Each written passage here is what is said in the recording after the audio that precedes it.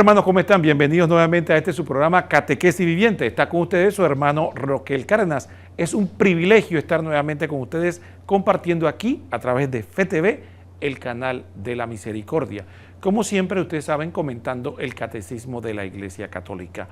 Hoy vamos a hablar del reino de los cielos. Y efectivamente, vamos a comentar un poco sobre ese tema interesante de qué significa esto del reino de los cielos.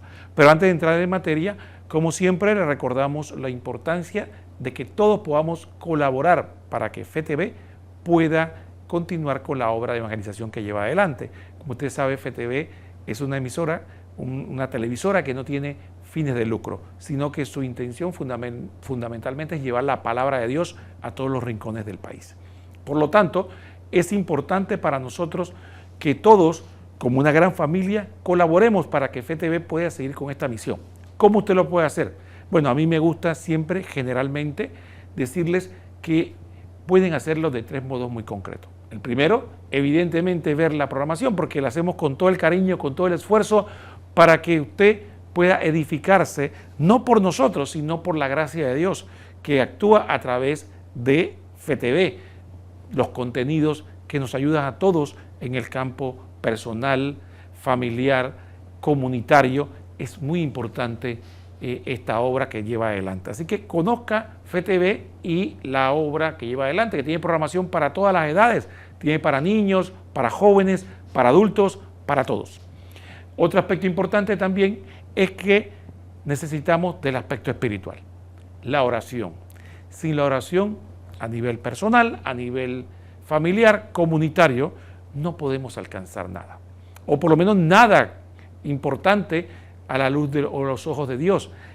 La oración es fundamental para nuestra vida espiritual y sobre todo para obras como FETV que pretenden o pretendemos servir a Dios.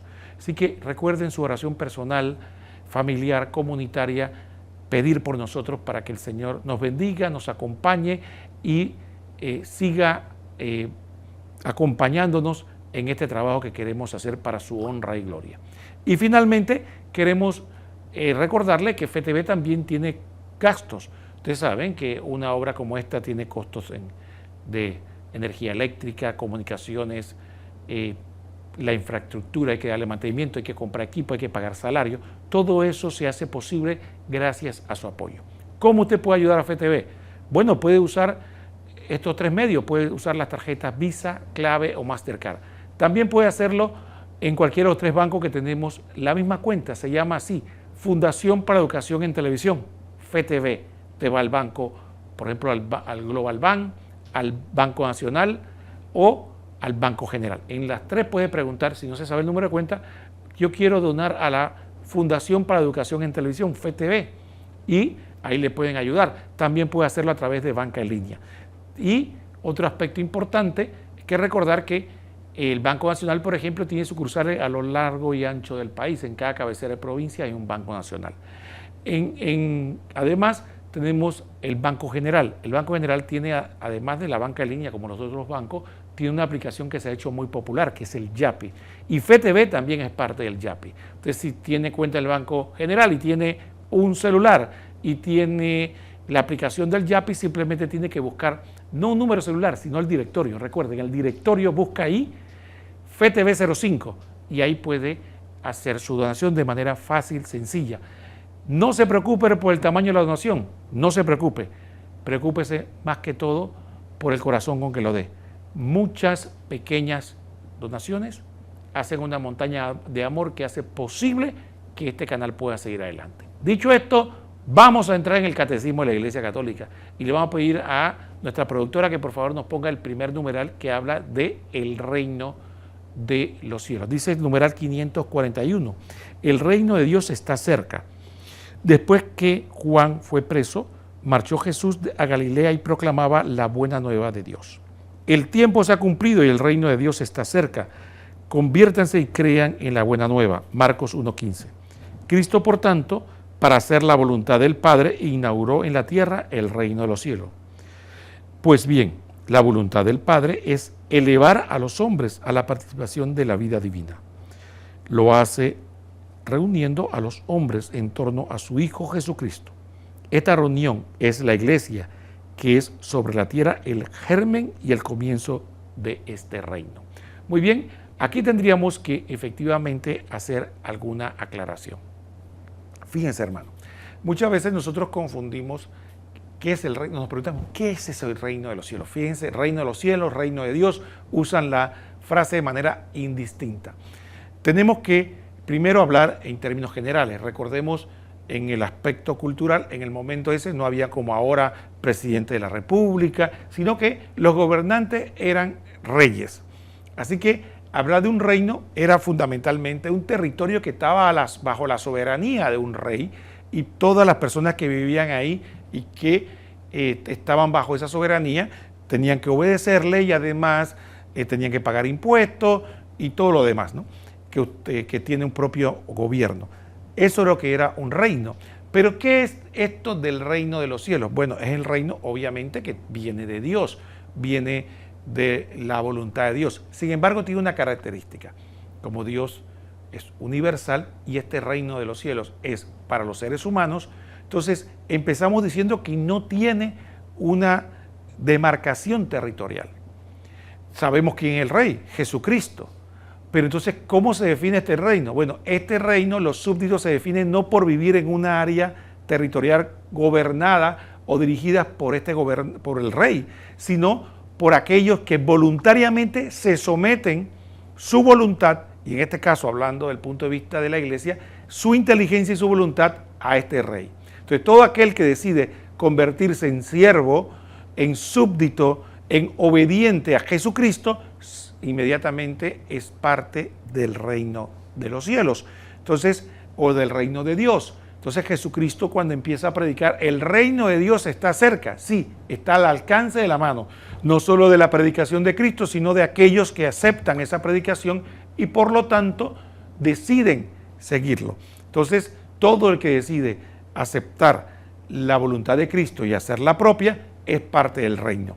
Entonces dice que la iglesia es el germen. Recordemos, ¿qué es el germen? Dentro de la semilla está lo que llamamos el germen, que en pocas palabras es la esencia, lo que hace posible que de ella brote una nueva planta.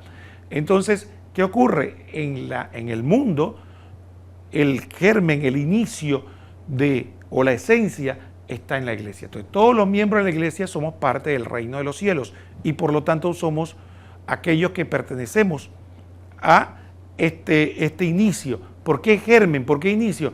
Porque al final de los tiempos, cuando Jesucristo vuelva, se va a dar la plenitud del reino de los cielos. Entonces ya va a ser que todos, Jesucristo va a establecer de manera definitiva en toda la creación, en todo el universo, su autoridad. Y los que quisieron aceptar en esta vida terrena el reino, van a vivir con él en ese reino de los cielos. Los que no, van a ser excluidos, que es lo que se llama el infierno.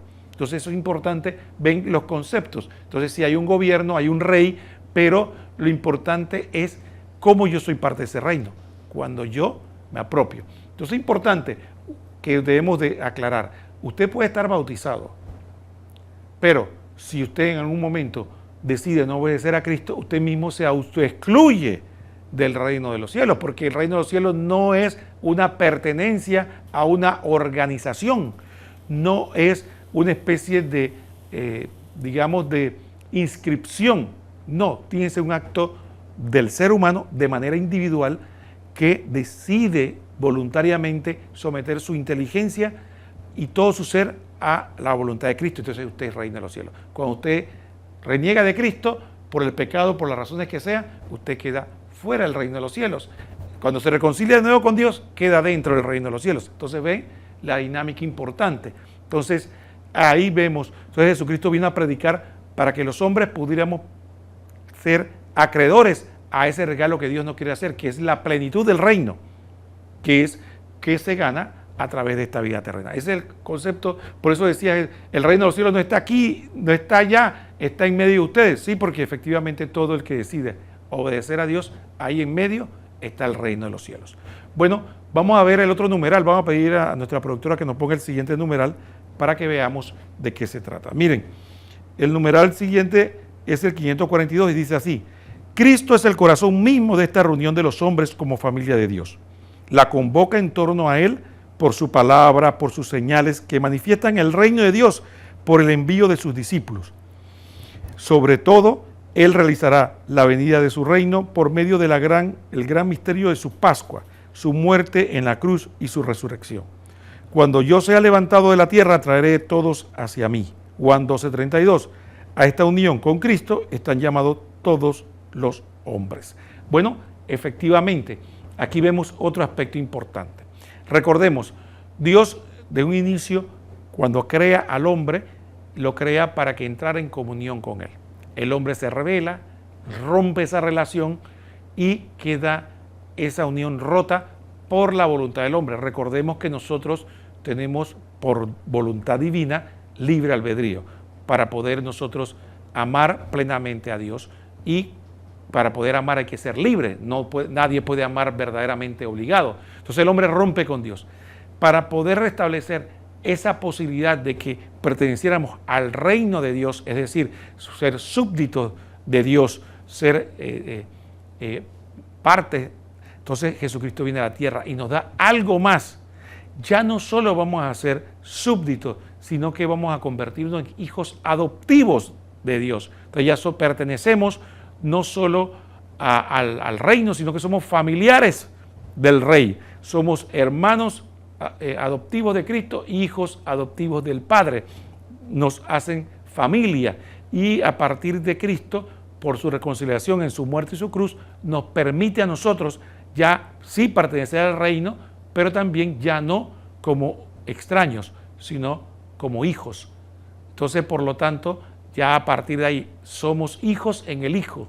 Y esto es importante que lo tengamos presente para que veamos entonces el regalo que Dios nos otorga. Entonces, en esta vida terrena tenemos nosotros la decisión de pertenecer o no a ese reino, y eso es lo que nos va a garantizar participar en la plenitud del reino. Entonces, esto es muy importante porque muchas veces se tergiversa el concepto del reino de los cielos, porque muchas veces se ve primero una dicotomía. Ven algunos, bueno, lo que pasa es que eso es allá en el cielo, y otros lo ven demasiado terrenal. No, es lo que pasa, que el reino del cielo es instaurar la justicia aquí. Ni una cosa ni la otra tienen relación, están unidos, pero fundamentalmente ni aquí va a haber la justicia divina en plenitud, ni se trata solamente de estar aspirando al cielo. Se trata de entender que para poder llegar allá tenemos que pertenecer a este reino aquí primero, someter nuestra inteligencia y nuestra voluntad. Quiero terminar, antes de hacer la pausa, recordándoles esto. Siempre tengamos presente, lo que la iglesia nos llama de estar en estado de gracia significa estar en unión con Dios, porque no me he rebelado contra Él por el pecado y estoy unido, mi inteligencia y voluntad, a Él. Ahí soy parte del reino de los cielos. Eso es lo que debemos estar presentes, no tanto pensar si estoy inscrito en tal parroquia, tal ministerio, tal grupo. Eso no es lo que me hace parte del reino de Dios, eso es accesorio. Lo que me hace parte del reino de Dios es mi unión con Dios en la obediencia. Muy bien, dicho esto, vamos a hacer la primera pausa del programa y después continuamos con el tema de la propagación del reino de los cielos. No se vaya, quédese con nosotros.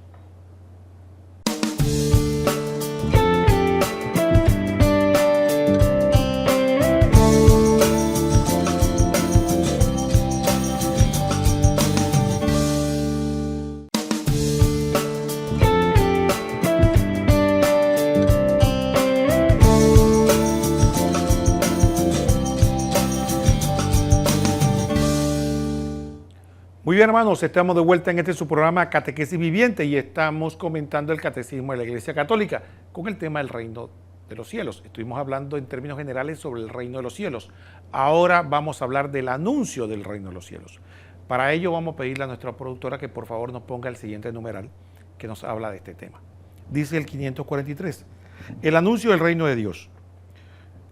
Todos los hombres están llamados a entrar en el reino, anunciado en primer lugar a los hijos de Israel, Mateo 10, del 5 al 7. Este reino mesiánico está destinado a acoger a los hombres de todas las naciones, Mateo 8, 11, 28, 19. Para entrar en él es necesario acoger la palabra de Jesús. La palabra de Dios se compara a una semilla sembrada en el campo. Los que escuchan con fe y se unen al pequeño rebaño de Cristo han acogido el reino. Después la semilla por sí misma germina y crece hasta el tiempo de la siega. Lumen Gentium 5. Bueno, aquí quisiera que este artículo lo que fundamentalmente nos quiere destacar es dos aspectos importantes.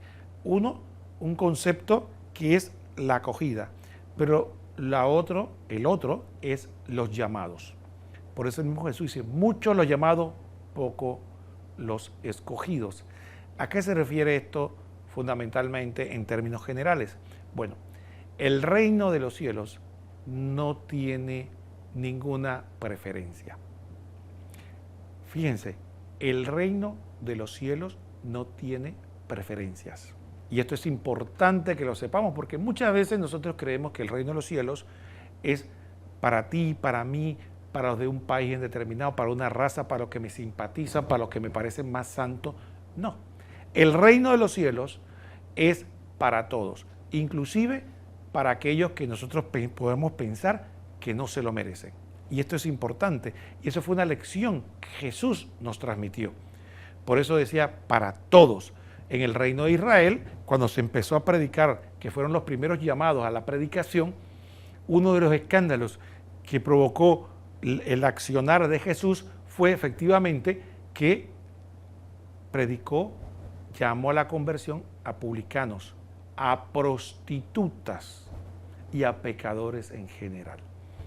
Entonces, efectivamente, alguna persona podría pensar, oye, el reino de los cielos, el reino de Dios, algo tan sagrado, alguien podría tener el prejuicio y decir, ¿sabes qué? Eso es para los santos. Entonces Jesucristo, fíjense, empieza la predicación y le predica a todos. Pero una de las cosas que al mismo Cristo en un momento lo estremeció fue el hecho de que a pesar de que le predicó a todos, no lo acogieron todos. Pareciera que entre los intelectuales los menos fueron los que lo acogieron, entre los más religiosos también fueron los menos, y entre los, los de gente de mayor recursos también fueron los menos. ¿Quiénes fueron los que acogieron el reino? Bueno, precisamente los que parecían que no eran los aptos, los pecadores, por ejemplo María Magdalena, al tal punto que tenía una vida tan licenciosa que el Evangelio la presenta como que se le expulsaron 7 demonios. Teníamos al publicano Mateo, tenemos a gente muy pobre, gente como ciegos, gente despreciaba, los leprosos, gente con poco conocimiento, ¿no? Jesucristo exclama emocionado, te alabo Padre porque le has escondido estas cosas a los sabios entendidos y se las has entregado a los sencillos. Sí, Padre, a ti te pareció bien, dice el Señor. Entonces, este sencillo no se refiere a la gente simplemente humilde, sino a la gente que no eran los conocedores de la Escritura, ni siquiera eran los intelectualmente dotados. Entonces, ahí vemos que sí, el reino se predica a todos, pero el misterio está en que los que parecían menos aptos son los que más se abren al reino de Dios. ¿Será que hoy ocurre lo mismo? Tengamos cuidado, que puede ser que estamos pecando de soberbia y creernos que nosotros somos los más aptos y tal vez no lo somos. Tal vez más adelante el catecismo nos va a ir orientando en ese sentido, pero lo importante es que es para todos. Ya no digamos que no había ninguna condición de raza, condición social, ni área geográfica. Para todos está el llamado del reino de los cielos. Así que todos. Ahora el otro aspecto importante está en la acogida. Hablan de la semilla, de la parábola de la semilla. Recordemos que entonces Jesús pone a cada uno de nosotros como diversas tierras. Tierra fértil, tierra pedregosa, tierra dura, tierra que no tiene profundidad. Entonces la semilla de la palabra de Dios que nos insta a entregarnos a Él es lo que hay que ver qué tanta profundidad tiene. Entonces, recordemos, no se trata de un acto de, y esto es importante que lo tengamos presente, muchos de nosotros piensan que si una persona, por ejemplo, de repente tenía una vida licenciosa, tomaba drogas, alcohol, tenía juegos de azar, ¿no? Tenía otros vicios, trataba mal a su esposa, a sus hijos, y de repente entra en razón y dice, esta vida no me está llevando a ningún lado, y dejo de tomar, dejo los vicios, ya no va a la... y empieza a tratar mejor a su familia. Bueno, esta persona, uno dice, se convirtió. No necesariamente. Esta persona se reformó, cambió el rumbo de su vida, pero no se convirtió, porque la conversión no es el cambiar algunos vicios o algunos comportamientos. La conversión es hacer que Dios sea el centro de mi vida. Y cuando Dios es el centro de mi vida y yo le obedezco, entonces da algunos frutos que son visibles como estos aspectos que podemos decir. Pero una persona se puede reformar y cambiar y no tener a Dios en el centro de su vida, vivir como si Dios no existiera, siendo egoísta, mezquino, vanidoso. Entonces ahí no hay conversión. Entonces muchas veces nosotros pensamos que el reino de Dios o la semilla se trata de que yo simplemente deje los vicios, y no. O cuando vemos que una persona deja algunos vicios, dice, cambió, se convirtió. No. La verdadera conversión es que la semilla, en pocas palabras podemos decir que es Dios mismo. Cuando Dios germina en nuestro corazón, entonces Él se convierte poco a poco, no de una vez, en el centro de nuestra vida. Y cuando ya todo nuestro eje gira en torno a Dios, entonces actuamos por y para Dios, entonces hay una conversión y la vida cambia, pero desde adentro.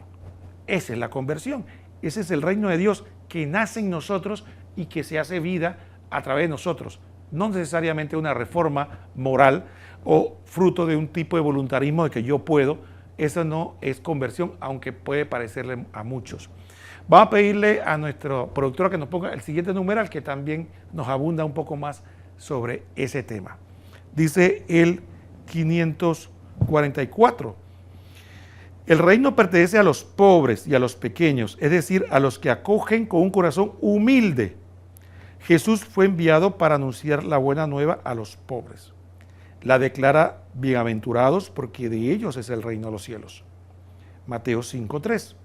A los pequeños es a quienes el Padre se ha dignado revelar las cosas que ha ocultado a los sabios y prudentes. Mateo 11:25. Jesús desde el pesebre hasta la cruz comparte la vida de los pobres, conoce el hambre, Marcos 2:23-26, Mateo 21:18, la sed, Juan 4:6-7, Juan 19:28 y la privación, Lucas 9:58. Aún más se identifica con los pobres de todas las clases y hace el amor activo hacia ellos la condición para entrar en su reino. Mateo 25, el 31 al 46. Aquí hay una cosa que es bien interesante que tengamos presente. Y hay que distinguirla con mucha acuciosidad para no caer en algún tipo de prejuicio. Empecemos. Jesucristo y la vida cristiana nos llama a tener preferencia por los abandonados, por misericordia, por amor a Dios, por amor al prójimo. Evidentemente, ¿quién necesita más de nuestra ayuda? ¿Un pobre o un millonario? La lógica, ¿no? El pobre, el millonario puede necesitar ayuda de tipo más que todo espiritual, pero de inmediata material, urgente, al pobre, al abandonado. Además, Jesucristo nos llama a ayudar a esta gente, los enfermos, los encarcelados, por misericordia y amor al prójimo. Esto es importante, por eso se llaman los predilectos de Dios. Sin embargo, hay otro concepto diferente, que es la conversión. Entonces, dentro de esos pobres, hay algunos que se pueden ir al infierno. Entonces, el pobre no es signo sine qua non, igual a que soy pobre, me voy para el cielo. No. Hay ricos que se pueden ir al cielo y hay pobres que se pueden ir al infierno. Eso no es una condición y eso es un prejuicio ideológico. Aquí lo importante es la conversión a Dios. Rico, pobre, clase media, quien sea, es la conversión verdadera a Dios. Entonces, ¿qué pasa con el pobre? ¿Por qué el pobre se le presenta en el Evangelio de alguna manera? Porque tiene las condiciones, porque efectivamente una persona que es pobre materialmente tiene muy poco a qué asirse, entonces es más fácil para él asirse a Dios. No tengo el poder de la riqueza, de los recursos, de las influencias. ¿Qué me queda? Depender totalmente de Dios. Entonces es más fácil la apertura. ¿Qué pasa con las personas sencillas? Las personas sin educación son más abiertas a la educación, más abiertas a entender que yo no lo sé todo o que no lo sé, y entonces soy más abierto a aprender, a entregarme.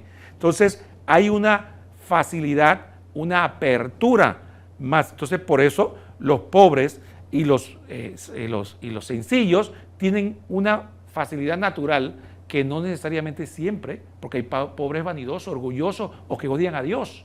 Y también hay gente que pueden ser ignorantes o sencillos y también se cierran a la palabra. O sea, no caigamos entonces en esos extremismos.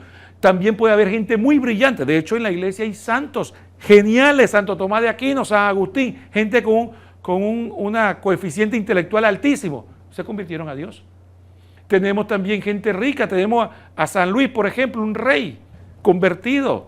Teníamos a Nicodemo, por ejemplo, y gente que tenía recursos económicos, pero se convirtió a Cristo. Entonces sí, efectivamente, esta condición de que se habla de la pobreza, por eso Lucas habla de bienaventurados los pobres y agrega de espíritu, para aclarar de que usted puede ser una persona con bienes materiales, pero tiene pobreza espiritual. Y puede ser una persona pobre materialmente, pero no tiene pobreza espiritual. Es un vanidoso, un orgulloso, un sinvergüenza. Entonces, ni la pobreza per se, ni la riqueza per se es lo que nos aleja o nos acerca a Dios. Es importante. O sea, confundimos muchas veces que como el Evangelio llama a atender a los más necesitados, y que dicen que son los predilectos de Dios en cuanto al corazón de los que necesitan nos ayuda más urgente, esos son los que se van a salvar. No, todos tenemos que convertirnos, todos tenemos que pasar por el tamiz de la entrega a Dios. Ninguno tiene privilegio, ni el pobre ni el rico. Entonces, por lo tanto, entendamos que nuestra condición no debe ser entonces obstáculo, ni la pobreza ni la riqueza, ni los bienes que tengamos o la inteligencia que Dios nos concede para oponernos al reino de Dios. Ese es el mensaje. Por eso el Señor decía, y termino con esta reflexión, que si hay algo que te aleja de Dios, córtatelo. Eso es lo que le pasó al joven rico. Dice, ¿tú quieres ser perfecto? Vende la riqueza. ¿Por qué? Porque te estaba alejando. Y la prueba está de que no pudo hacerlo y tuvo que alejarse de Jesús porque estaba demasiado apegado. Entonces, sí, hay gente que puede llegar a ser santos manteniendo sus bienes materiales, hay otros que no. Entonces hay que encontrar, si hay algo que me aleja de Dios, hay que alejarlo de mí, porque lo más importante, la riqueza más grande, la sabiduría más grande es tener a Dios. Dicho esto, hermanos, vamos a hacer la segunda pausa y vamos a continuar en el siguiente bloque con un reportaje sobre una reflexión que hace el Compendio del Catecismo de la Iglesia Católica José Ignacio Munilla. Y muy interesante, que hace un resumen excelente, extraordinario, claro, por supuesto con su inteligencia sobre este tema.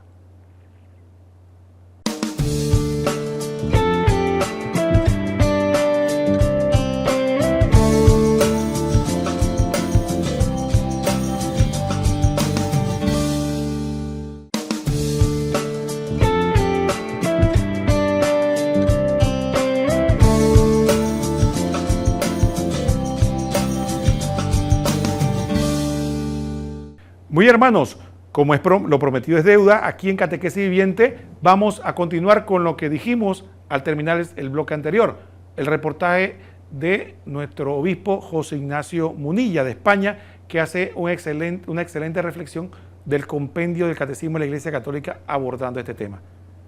Pongamos atención. Número 107 del compendio del Catecismo. ¿Quién es invitado a formar parte del reino de Dios anunciado y realizado por Jesús? Responde, Jesús invita a todos los hombres a entrar en el reino de Dios. Aún el peor de los pecadores es llamado a convertirse y aceptar la infinita misericordia del Padre. El reino pertenece ya aquí en la tierra a quienes lo acogen con corazón humilde. A ellos les son revelados los misterios del reino de Dios. Bueno, fijaros cómo han sido los puntos anteriores en los que se ha hablado de bautismo en el río Jordán, tentaciones del desierto y ahora el inicio de la predicación del reino de Dios. Y además, digamos que forma parte también de esos misterios luminosos. Recordad cómo en esos misterios luminosos está el bautismo de Jesús en el río Jordán. Está también el inicio de la predicación del reino de Dios. Bautismo, tentación. Después de la tentación, dice, fijaros este texto, Marcos 1:14, después que Juan fue entregado, el momento en que Juan es detenido, Jesús se marchó a Galilea a proclamar el Evangelio de Dios. Decía, se ha cumplido el tiempo, está cerca el reino de Dios, convertíos y creed en el Evangelio. El bautismo de Jesús, después viene inmediatamente, ¿no?, según esta versión de Marcos, viene la detención de Juan, y entonces eso lleva, una vez que el precursor ha terminado su momento, llega el momento en que Jesús en Galilea comienza la predicación del reino de Dios. Él inaugura el reino de los cielos predicando la conversión de nuestros pecados. ¿Qué es esto de la inauguración del reino de los cielos? Inauguración del reino de los cielos.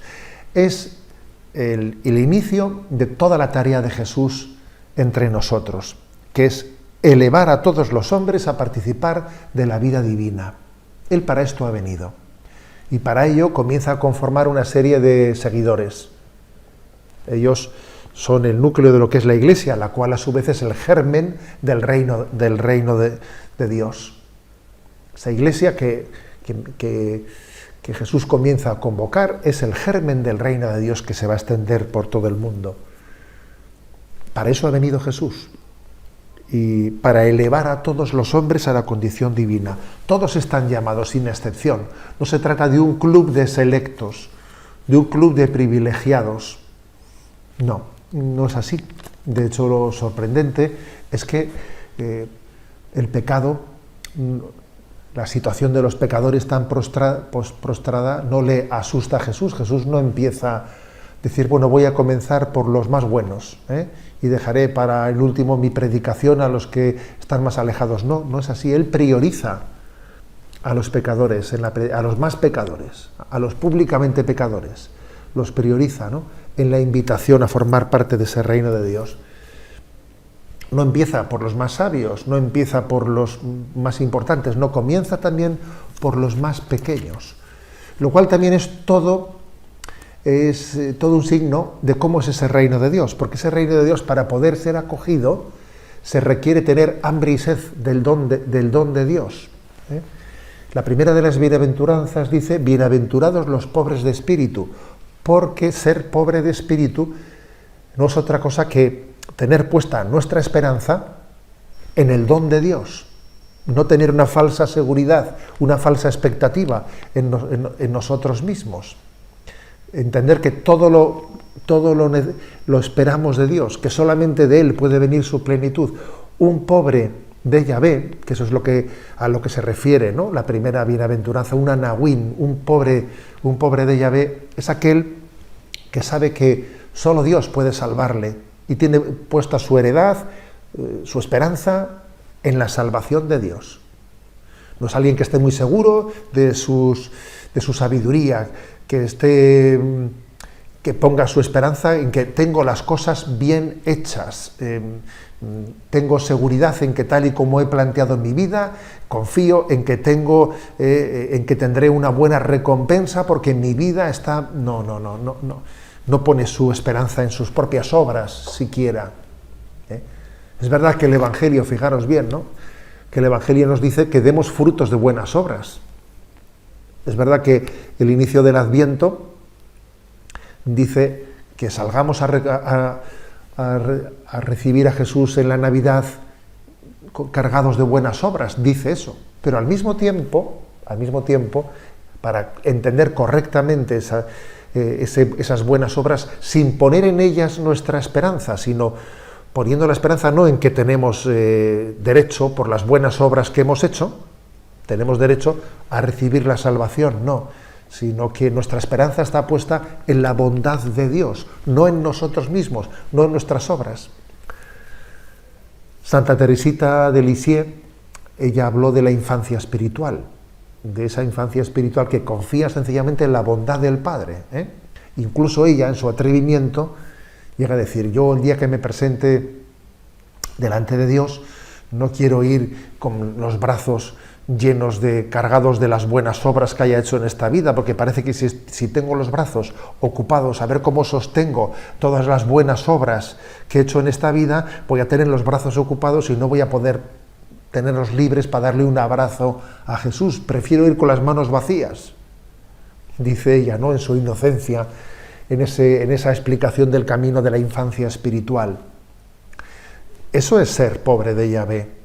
Eso es ser pobre de Yahvé, no poner la esperanza en nuestras obras, sino ponerlas en la bondad de Dios. E incluso es obvio que el pecado es una ofensa al amor de Dios, que el pecado es un desprecio del amor de Dios, pero Dios ha querido que también la situación en la que se encuentran los pecadores sea una situación en la que ellos experimentan la necesidad de misericordia. Cuando uno es profundamente pecador y tiene conciencia de ello, esa situación de pecado se puede convertir en una oportunidad de gracia. El tomar conciencia de que soy un pecador y que necesito del perdón de Dios y necesito de su misericordia me hace un alma privilegiada para poder formar parte de ese reino de Dios. Porque cuando uno se cree santo, cuando uno tiene falta de conciencia, de necesidad de ser salvado, cuando uno no tiene la necesidad de pedir misericordia, de mendigar misericordia, está en una situación que no le pone en la situación adecuada para formar parte de ese reino de Dios. Que, como digo, son los pequeños, no los que se las dan de sabios y entendidos, sino los pequeños, y son los pecadores, los que tienen conciencia de misericordia, los que se ponen no como los primeros en esa predicación de Cristo. Bueno, hermanos, después de este reportaje de José Ignacio Munilla, excelente su reflexión, vamos a continuar con los dos últimos numerales del Catecismo que redondean esto del anuncio del reino de los cielos y a quién va dirigido. Vamos a pedirle a nuestra productora que nos ponga el siguiente numeral. 545. Jesús invita a los pecadores al banquete del reino. No he venido a llamar a los justos, sino a pecadores. Marcos 2:17, 1 Timoteo 1:15. Le invita a la conversión sin la cual no se puede entrar en el reino, pero les muestra de palabra y con hechos la misericordia sin límites de su Padre hacia ellos. Lucas 15, 11:32. Y la inmensa alegría en el cielo por un solo pecador que se convierte. Lucas 15:7. La prueba suprema de este amor será el sacrificio de su propia vida para remisión de los pecados. Muy bien, aquí tenemos un aspecto interesante que nos toca a nuestra vida espiritual. Cuando Jesús sale a predicar, había gente que de diversas formas cumplía la ley, que era lo que se llamaba, era lo llamado para, diríamos, para estar bien con Dios, por decirlo de alguna manera. Usted cumplía la ley, cumplía con lo que decían los mandatos divinos, usted estaba cumpliendo. Pero observe la frase, la famosa parábola de Jesús con el publicano y el fariseo.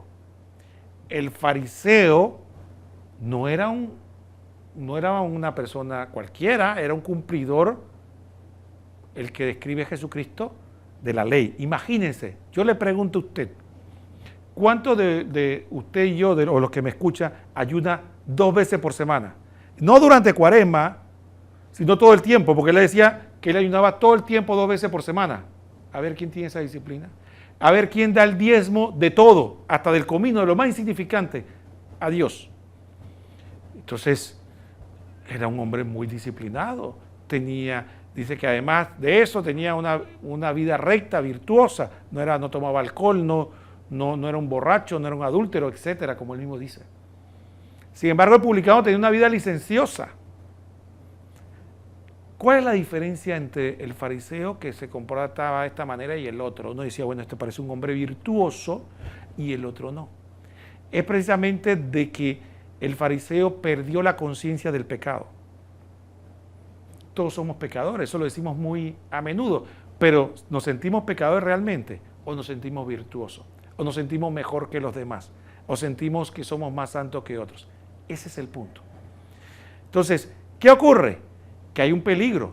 Los pecadores sí tienen una frialdad al pecado, toda la vida licenciosa le hace personas frías hacia Dios. Pero cuando Dios toca su corazón, tienen una facilidad para reconocer el estado patente, patético y necesitado en que se encuentran. ¿Qué pasa con las personas que pueden tener un camino de iglesia? No sienten eso.